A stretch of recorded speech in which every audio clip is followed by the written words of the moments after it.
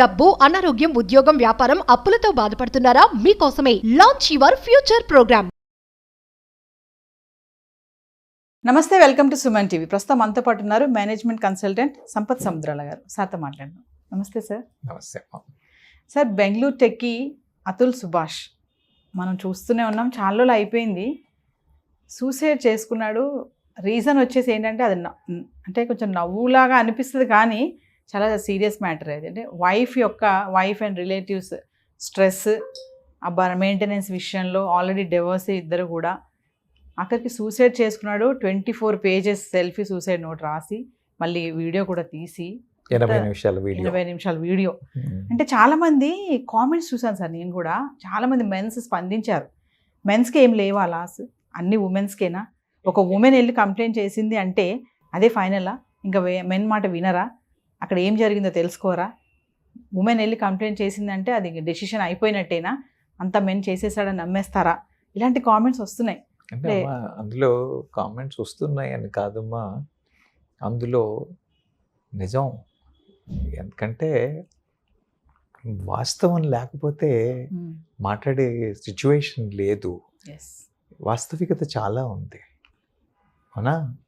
మనం భారతదేశంలో ఎందుకు ఎక్కడ చూసినా కూడా women is a week sex అని, మెన్ ఈజ్ అ స్ట్రాంగ్ అన్న ఒక పేర్లు తగలేసాం. ఓకే, వాళ్ళకి బ్యానర్లు వేసాం.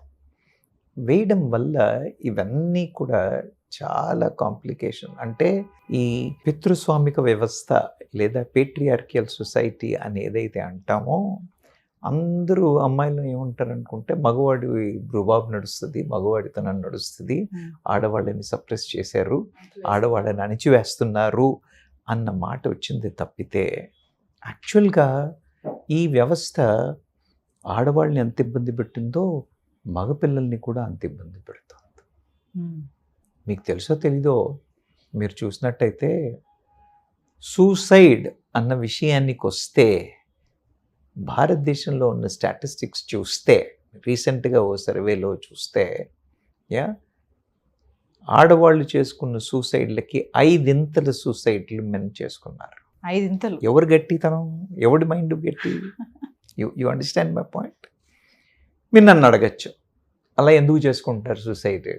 మగవాళ్ళు చాలా ధైర్యంగా ఉంటారు, స్ట్రాంగ్గా ఉంటారు, గట్టిగా ఉంటారు. ఎలా? దీనికి చాలా డైమెన్షన్స్ ఉన్నాయి అమ్మాయిల దానికి. మనం ఈ కేసు గురించి మాట్లాడడం కన్నా ముందు మనం మగవాళ్ళు వాళ్ళ పరిస్థితులు ఏంటి, ఇవాల్టి కాలంలో జరుగుతున్న సమస్యలు ఏంటి అనేది ఆలోచిద్దాం. మీరు వెళ్ళి ఇంతకు ముందు రోజుల్లో పెళ్ళిళ్ళు అమ్మాయిలకు అయ్యిందా లేదా అన్న క్వశ్చన్ మార్క్ లాగా ఉండేది, కానీ ఇప్పుడు సమస్యది అబ్బాయిలు పెళ్ళిళ్ళు అయ్యాయా, నీకు ఏజ్ ఎంత అయింది, పెళ్ళిళ్ళు అయ్యాయా అన్న డిస్కషన్కి చూస్తాం. అవునా? తర్వాత ఎవరిని చూసినా కూడా నువ్వు యూఎస్కి వెళ్తున్నావా, ఎంత సంపాదిస్తున్నావు, నువ్వు సాఫ్ట్వేరా, నువ్వు సాఫ్ట్వేర్ కాకపోతే ఏమిటి, ఇలా అంటే కొన్ని ఎక్స్పెక్టేషన్స్ పెట్టేశారు. అవునా? ఆ ఎక్స్పెక్టేషన్స్ కూడా ఎలా పెట్టారు? డబ్బు ఎంత సంపాదిస్తున్నావు, ఎంత వస్తుంది, నీకు ఎంత వస్తుంది, నువ్వు ఎంత ఖర్చు పెడుతున్నావు, నువ్వు ఎంత ఉన్నావు, అర్థమైందా? ఈ డబ్బుల మీద అయ్యేసరికి మగవాళ్ళు నలిగిపోతున్నారని చెప్పాలి. మేనేజ్ చేసుకుని ధైర్యంగా ఉన్నవాడు విషయం వేరు, ఆ మెంటల్ స్ట్రెంగ్త్ లేనివాడి పరిస్థితి వేరు. వీళ్ళని మనీ మేకింగ్ మెషిన్స్ లాగా ఏటీఎం అంటారు, ఏటీఎం అనే అంటున్నారు. అమ్మాయిలు కూడా చూసేప్పుడు అలాగే ఉంది, బయట ప్రపంచం చూసినా అలాగే ఉంది. Men have become ATMs. You understand my point? If he's not able to cater to the financial needs of the spouse or the family or the society, whatever, then he is stamped as ineffective, incapable and not a man. It's a head of the family అంటారు కదా men. పేరుకే ఖర్చు పెట్టే అధికారం, ఖర్చు పెట్టే కోరిక, ఖర్చు పెట్టాల్సిన అవసరం, ఆశలు అన్నీ ఆడవాళ్ళకి ఉండి, అంటే తప్పుపట్టడం అని కాదు, కానీ మనం పరిస్థితుల్ని చూసినట్టయితే ఏంటండి, వాళ్ళు వీక్ సెక్స్, వీళ్ళు అలా ఏం లేదమ్మా. ఇద్దరూ సమానంగానే అవబడుతున్నారు. ఆడవాళ్ళది బయటపడుతోంది, మగవాళ్ళది బయటపడట్లేదు అని చెప్పచ్చు. ముఖ్యంగా చెప్పాను కదా, ఒకటేమంటే డబ్బుల విషయంలో విపరీతంగా ఇది. మొన్న ఏమంటారు, మన నేషనల్ ఫ్యామిలీ హెల్త్ వాళ్ళు సర్వే చేస్తే అర్థమైందా, మగపిల్లల పెళ్ళిళ్ళు డిలే అవుతున్నాయి, పెళ్ళిళ్ళు అవ్వట్లేదు. ఏమిటి కారణం అని అంటే వాటి యొక్క పే చెక్ సైజు చూసి, పే చెక్ ఉండాల్సినంత పెద్దగా లేకపోతే పెళ్ళిళ్ళు అవ్వట్లేదు. అర్థమైందా? తర్వాత ఈ లవ్ ఫోర్స్ ఏదో దరిమిలా పెళ్ళిళ్ళైనా ఒకవేళ భార్య భర్త కంటే ఓ 4 రోజులు ఎక్కువ సంపాదిస్తోంది అని అంటే వీడి మగతనం మీదే క్వశ్చన్ మార్క్, పలు రకాల doubts. You understand my point? ఇది major reason to create a kind of a mental health. ఇప్పుడు ఆడవాళ్ళమ్మ ఏదైనా ప్రాబ్లం ఉంటే ఏడ్చేస్తారు, అవునా? లేదా పక్క వాళ్ళకు పోయి ఇలా జరిగింది, ఇలా ఉంది, ఇది నా బాధ వెంటనే అని చెప్పేస్తారు, వెంటనే షేర్ చేసుకుంటారు, అవునా? Yes. అలాగ చెప్పకపోతే కడుపుబ్బరం తగ్గదు, అవునా? పక్క వాళ్ళకి కూడా తెలుసుకోవాలన్న ఆతృత కూడా అంత. అదే మీరు మగవాళ్ళని చూడండి, మగవాడు ఎప్పుడు వచ్చి నాకు ఈ సమస్య ఉంది, నాకు ఈ ప్రాబ్లం ఉంది అనేది ఉండదు. అర్థమైందా? ఒక మగవాడు ఇంకో మగవాడితో కలిస్తే అయితే వెళ్ళి స్పోర్ట్స్ ఆడడం, అవునా? మా ఆవిడిలా, మీ ఆవిడిలా, మా పరిస్థితి ఇలా, నీ పరిస్థితి ఇలా, నాకు నా ఫైనాన్షియల్ స్ట్రెస్ ఇలా, నా ఎమోషనల్, ఇలాంటి డిస్కషన్స్ ఉండవు. ఏముంటాయి? అయితే వాడు వెళ్ళి ప్యాక్ ఆడడమా, లేకపోతే క్రికెట్ ఆడడమా, ఇంకేదో ఆట ఆడడమా ఒకటి, లేదంటే ఇద్దరు కలిసి ఏ సినిమాకి వెళ్ళడమా, అవునా? ఈ రెండు కాకపోతే సాయంత్రం కూర్చుని ఓ పెగ్గేయడం. You understand my point? ఇలా వాళ్ళు they try to control their mental stress like that తప్పితే పక్కాడికి వెళ్ళి నా మెంటల్ స్ట్రెస్ ఇది ఉంది అని చెప్పరు. లేదు. అప్పుడు ఏమవుతుంది? ఇట్ బర్స్ అప్, బాడీలో బిల్డప్ అయిపోతుంది, బయటకు చెప్పలేకపోతే. అదొక ఫీలింగ్. మళ్ళీ ఢిల్లీలో సర్వే చేశారు, ఢిల్లీలో సర్వే చేసి స్టూడెంట్స్ని ఢిల్లీ యూనివర్సిటీలో సర్వే చేసి అడిగితే 73% అబ్బాయిలు ఎరా మీకు ఏదైనా మెంటల్ హెల్త్ ఇష్యూస్ వస్తే మీరు సైకాలజిస్ట్ కౌన్సిలింగ్కి వెళ్తారా అని అడిగితే 73% of the boys said we want. ఎందుకు? ఒక్కసారి వాడు సైకాలజిస్ట్ దగ్గరికో సైకియాట్రిస్ట్ దగ్గరికో వెళ్ళాడు అని అంటే వాడు వేదావా, వాడికి తెలివి లేదు, వాడికి బుర్ర లేదు, వాడు మగవాడు కాదు, పెళ్ళికి సెట్ కాడు. You understand my point? ఇలా మెంటల్గా కూడా విపరీతమైన స్ట్రెస్కి లోన్ అవుతున్నారు. అది పక్కన పెడదాం. ఇప్పుడు మీరు చెప్పిన కేసు ప్రకారంగానే చూసినట్టయితే ఎవరైనా మగవాళ్ళు వెళ్ళి వాడు అట్రాసిటీస్ కేసు వేయడానికి ఏమైనా కేసు లాస్ ఉన్నాయా? లీగల్ సిస్టమ్ కూడా మగవాడు వెళ్ళి కంప్లైంట్ చేసిన ఒక షీటు, ఇటు నుంచి అమ్మాయి కంప్లైంట్ షీట్ వస్తే ఇది కుప్పతొట్లో పడేస్తారు, ఈ షీటు పైకి తీస్తారు. మన లీగల్ సిస్టంలోనే we have that kind of challenges. ఇప్పుడు మీరు చెప్పిన అతుల్ సుభాష్ కేసు, అవునా? అది డౌరీ కేసా, ఆ హెరాస్మెంట్ అన్నది అక్కడ పక్కన పెడితే ఆ ఫ్యామిలీ ఎంత తెలియగల వాళ్ళు అని అంటే వాళ్ళ నాన్నగారు హార్ట్ అటాక్ పోతే అక్కడున్న పోలీస్ వ్యవస్థ, అక్కడున్న లీగల్ వ్యవస్థ అందరూ కలిసి దాన్ని మర్డర్గా రూపుమాపి దాన్ని వీడి మీద వేశారు. ఇలా చాలా కేసులు వాళ్ళు 9, 7, 9 కేసులు క్రియేట్ చేశారు ఆ అబ్బాయి మీద. చాలా కేసులు పసలేవని చెప్పి కొట్టేశారు, అది వేరే విషయం. But literally that guy was treated like ATM. అందుకనే సుప్రీంకోర్టు కూడా ఈ 498A మీద, 498 అంటే అమ్మాయిల మీద ఇవి ఇష్యూస్ మీద అన్న కేసులు వరకట్నం, ఈ కేసులన్నీ అవుతున్నాయి అని అన్నప్పుడు సుప్రీంకోర్టు ఏముందంటే దీని ప్రకారంగా అబ్బాయిల్ని హెరాస్ చేసే అవకాశాలు చాలా ఉన్నాయి కాబట్టి అని 2022లో కొన్ని కోర్సులు సుప్రీంకోర్టు చాలా డైరెక్షన్స్ ఇచ్చింది. చాలా కేర్ఫుల్గా మనం గైడ్ చేయాల్సిన అవసరం ఉంది. Because boys are being exploited. అంటే అతి ఉత్తమమైన కోర్టులో ఈ అబ్జర్వేషన్ వచ్చింది అని అంటే you can imagine what kind of cases are coming, what kind of how the generation has changed. కాబట్టి సుప్రీంకోర్టు కూడా చాలా స్క్రూటినీ క్లియర్గా చేస్తే కానీ కుదరదు అని. అంటే మగవాళ్ళకి ఎలాంటి ఇష్యూస్ ఉంటాయి అని అంటే అమ్మాయిలు ఇలా అన్నారు అని అంటారు, కానీ ఇప్పుడు దేర్ ఆర్ సిచ్యువేషన్స్ పాపం పేరెంట్స్కి. They was a guy in Chennai, వాడు ఇలాగే వైఫ్ అండ్ హస్బెండ్ ఇష్యూ గొడవలు అదన్నీ అయిన తర్వాత వాడు కొడుకు డిఎన్ఏ టెస్ట్ చేపిస్తే, 7 ఏళ్ల కొడుకు టెస్ట్ డిఎన్ఏ చేపిస్తే is not his biological father అని తేలింది. You understand? అంటే అమ్మాయిలు ఎలా మోసం చేస్తారు, అబ్బాయిలు ఎలా అమ్మాయిల మోసం గురించి మాట్లాడి నేను, అబ్బాయిలు ఎలా మోసపోతారు, అబ్బాయిలు కూడా మోసపోతారా అని అంటే అబ్బాయిలు ఎలా మోసపోతారు అని అన్నా కదా. అలాగే పోనీ ఏదో అయింది, విడాకులు తీసేసుకున్నారు అన్న కేసుల్లోకి వచ్చి చూసినట్టయితే కూడా పిల్లల కస్టడీ ఎవరికి ఇస్తారు? మదర్కి. ఎందుకు? మదర్ అయితే కేర్ చేస్తుంది కదా అనేసి. ఫాదర్ ఎందుకు తీసుకోడు care? It's a very unfair kind of dealing. తరువాత కోర్టు ఆలోచించి ఒకవేళ వాళ్ళకి నువ్వు నెలలో ఒకసారి చూడు, వారంలో ఒకసారి చూడు, 3 నెలలకు ఒకసారి చూడు, ఇలాంటి ఏమైనా ఆర్డర్లు పాస్ చేసినా అవి ఇంప్లిమెంట్ చేయడం ఉండదు.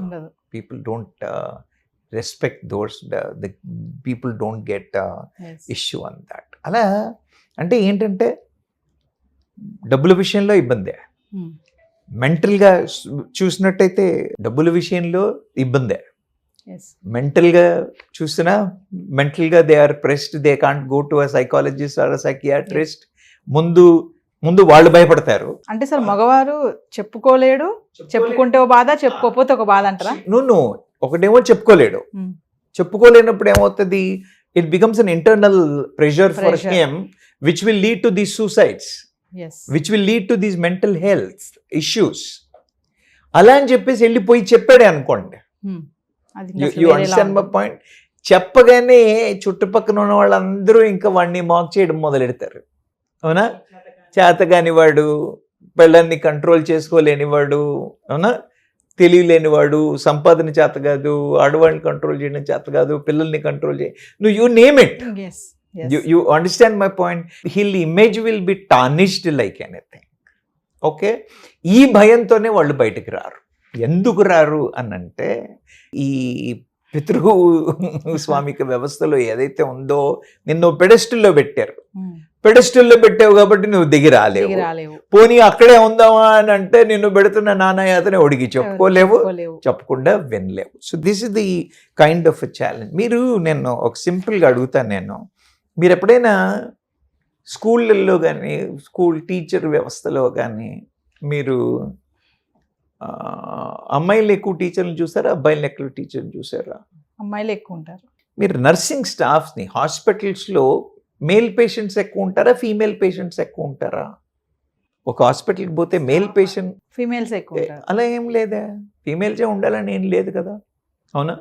Only you remove the gynaecology ward, you talk about a general hospital, you talk about a cardiac hospital, you talk about a pulmonary hospital, you talk about a gastric hospital. ఇందులో patients ఎవరు ఎక్కువ ఉంటారు? ఇద్దరు ఉండొచ్చు, అవునా? Nursing staff ఎవరు ఎక్కువ ఉంటారు? అమ్మాయిలు. ఎందుకు? మరి మగవాళ్ళకి సర్వీస్ చేయాలి, అవునా? మగవాళ్ళకి సర్వీస్ చేయాలి. ఎవడైనా మగవాడు అలా నేను చెప్తున్నట్టు ఇలా ఏదైనా టీచర్కి ఉద్యోగానికి వెళ్తేనో, లేదా ఇలాంటి నర్సింగ్ లాంటి వాటికి వెళ్తేనో, ఇలాంటి జాబ్స్ ఇవన్నీ అమ్మాయిల జాబ్లు అన్నారు. ఏమిటి అమ్మాయిల జాబ్లు ఏంటి, అబ్బాయిల జాబ్లు ఏంటి? అమ్మాయిలేమో మిలిటరీలోకి రావచ్చు, అమ్మాయిలు పోలీసులోకి రావచ్చు, అమ్మాయిలు డాక్టర్లు అవ్వచ్చు, అమ్మాయిలు ఇంజనీర్లు అవ్వచ్చు. మరి అబ్బాయిలు టీచర్లు ఎందుకు అవ్వకూడదు, అబ్బాయిలు నర్సులు ఎందుకు అవ్వకూడదు? వదిలేయండి. ది వెల్ క్వాలిఫైడ్ సైకియాట్రిస్టులు, సైకాలజిస్టులు అందరూ కూడా మోస్ట్లీ అమ్మాయిలే ఉంటారు, అబ్బాయిలు ఉండరు. ఎందుకు? అర్థమైందా? అది కాకుండా ఏమవుతుందంటే వాడు స్వతహాగే వాడే కంట్రోల్ చేసుకొని వెళ్ళినాడు, ఇంకోటి ఎమోషన్ ఏం కౌన్సిల్ చేస్తాడు పాపం అని పక్కకు పెట్టేస్తాం. కానీ ఎందుకు తీసుకోరు అని అంటే ఈ సాఫ్ట్ జాబ్స్ అన్నీ కూడా ఎవరైనా తీసుకున్న వాడిని రిడిక్యూల్ చేసేస్తారు. You understand my point. నేను రీసెంట్గా ఒక కేసు చదివాను. సిద్దికి అనే అబ్బాయి, ఈజ్ అన్ ఇంజనీర్, క్వాలిఫైడ్ గా. వాడికి he wanted to be part of the early childhood education, he wanted to involve with the small kids, he wanted to get involved. Early Montessori training కి వెళ్తే ఉన్న క్లాస్లో 25 మంది అమ్మాయిలు అయితే వీడు ఒక్కడే అబ్బాయి. లేదు నేను చేస్తాను అని వాడు కోర్స్ కంప్లీట్ చేసుకుని he wanted to go for an employment. ఎక్కడ మాంటెసరీ స్కూల్కి వెళ్ళినా ఇది అమ్మాయిలకే ఉద్యోగం, అబ్బాయిలకి ఏమన్నారు. ఎందుకు? అబ్బాయి వచ్చేసి మళ్ళీ తనకు స్వతహాగా ఒక ప్రీ స్కూల్ పెట్టుకుని తనే వచ్చేసి రన్ చేస్తూ ఉన్నారు. అలా అంటే కొన్నింటికి నువ్వు పనికి రావు అని బార్ చేశారు. You understand my point? దీనికి ఓన్లీ అమ్మాయిలే సూటబుల్, అబ్బాయిలు కాదు, ఇది అబ్బాయిల పని కాదు. ఎక్కడి దాకా వచ్చింది చెప్పనాను నేను. మీరు అమ్మాయిల మీద అట్రాసిటీస్ అనగానే ప్రతి ఒక్కళ్ళు దృష్టి పెడతారు, కానీ అట్రాసిటీస్ అబ్బాయిల మీద కూడా అవుతున్నాయి. అబ్బాయిల మీద రేప్ కేసులు ఉన్నాయి, అవునా? అబ్బాయిల మీద రేప్ కేసులు ఉన్నప్పుడు వాళ్ళు బయటకు వచ్చి చెప్పుకోలేరు. వాడు కర్మజాలి వచ్చి బయట చెబితే నువ్వేం మగాడివిరా బాబు, నువ్వేం మనిషివిరా బాబు అని వాడిని సగం చంపేస్తారు. You understand my point? న్యాయ వ్యవస్థ కూడా అలాగే ఉంది. ఐపీసీలో కొద్దో గొప్ప ప్రొటెక్షన్ లాస్ ఉన్నాయేమో, కానీ ఈ మధ్యన వచ్చిన బిఎన్ఎస్లో ఐపీఎస్ మార్చి ఇప్పుడు పీనల్ కోడ్ని మార్చి బిఎన్ఎస్గా మార్చారు. బిఎన్ఎస్లో మగవాడికి ఇలాంటి విషయాల్లో ప్రొటెక్షన్ లేదు. మొన్న June 24 మొన్నే ఈ కేసులో ఒక అబ్బాయి he was raped and he couldn't sustain that, వాడు సూసైడ్ చేసుకున్నాడు. ఓకే, ఎందుకని అంటే వాడి రేప్ మీద కేసు పెట్టుకోవడానికి లేదు, చేయడానికి లేదు. And then he got himself killed. He went for suicide. ఇవన్నీ మీరు ఎప్పుడు వెళ్ళి చూసినట్టయితే ఈ పాయింట్స్ అన్నిటినీ మనం కేర్ఫుల్గా అబ్జర్వ్ చేసినట్టయితే ఎక్కడ ఏ కోణంలో చూసినా లీగల్ యాంగిల్లో, సోషల్ యాంగిల్లో, ఫైనాన్షియల్ యాంగిల్లో, ఫ్యామిలీ యాంగిల్లో, ఎమోషనల్ యాంగిల్లో, ప్రొఫెషనల్ యాంగిల్లో men are being targeted. You understand my point? మనమంతా ఏమనుకుంటామంటే విమెన్ ఆర్ వీక్ సెక్స్, మగవాళ్ళు ఎక్స్ప్లాయిట్ చేస్తున్నారు. కాదు, అది కాదు, చెప్పుకుంటున్నారు కాబట్టి కనబడుతోంది. వీళ్ళు చెప్పుకోలేక అలా ఇలా చెప్తారు మీరు, వాళ్ళు చెప్పుకోలేక ఇది అవుతున్నారు అని అంటే the basic thing what I'm trying to tell you, you go and do a research on the suicides in recent times. Men are more than women. You understand my point? ఇలాంటి పరిస్థితుల్లో ఇప్పుడు మీరన్న ప్రకారం సార్ మగవాళ్ళకు ఇది అవుతోంది అని మీరు ఏదైతే స్టేట్మెంట్ ఇచ్చారో అక్షరాల నిజం అనే చెప్తాను నేను. ఓకే, అంటే వ్యవస్థ ఎప్పుడైనా కూడా ఎలా ఉండాలి అని అంటే ఓ బ్యాలెన్స్డ్ అప్రోచ్ లాగా ఉండాలి. You got my point? Balanced అప్రోచ్గా ఉండి ప్రతి ఒక్కళ్ళకి they should have their voice. Systems ఉందా లేదా అని కూడా సమాజం ముందు ఒప్పుకోవాలి, సమాజం ముందుకు రావాలి. నేను చెప్తున్నాను కదా, జీతం చెక్ వాడిది ఎంత ఉందో చూసి వాడిని ఎవాల్యుయేట్ చేస్తారు. Your a competent. ఇంట్లో పేరెంట్స్ దగ్గరికి వచ్చినా కూడా ఎక్కువ సంపాదించేవాడిని పెద్దపీట వేయడం, తక్కువ సంపాదించేవాడిని సంపాదన మీద యు అండర్స్టాండ్ ఆయన చేత. అరే వాడి తెలివితేటలు. Everybody has their own individual capacity. Everybody have their own individual choices. Everybody have their own lifestyle. Everybody have their own aspirations and ambitions. ప్రతి ఒక్కడు ఒకేలా ఉండాలి అని అంటే పాసిబుల్ కాదు. You got my point? అలా కాకుండా ఇదంతా social pressure, family pressure, what you call peer pressure, men are being subjected to a phenomenal pressure అని చెప్పాలి. అందుకే సార్ ఇప్పుడు అది సూసైడా అంట, వాడు క్లియర్గా 80 నిమిషాలు వాడు అంటే నేను చచ్చిపోతాను అని డిసైడ్ చేసుకున్నాక కూడా he has revealed step by step a story. అంత చెప్పాడంటే ఎంత బాధ ఉండాలి. ఎవడికి చెప్పుకోలేక, బయట ఎవడికి చెప్పుకోలేక, ఫ్యామిలీకి చెప్పుకోలేక, ఫ్రెండ్స్కి చెప్పుకోలేక కెమెరాకి చెప్పుకున్నాడు. You got my point? అంటే ఏంటంటే మళ్ళీ మగాడే వాడు. You understand my point? Because he wanted the community to know నేను ధైర్యం లేక చేస్తున్నాను, కానీ ఇది వాతావరణం, ఇది పరిస్థితులు, సమాజమా మేలుకో, ప్రభుత్వాలు మేలుకోండి, నేను ఒక ఉదాహరణ కావాలి, నేను ఒక ఎగ్జాంపుల్ కావాలి అన్న విధంగా అబ్బాయి చేశాడు. So men still need a lot of respect. they deserve a lot of being fair.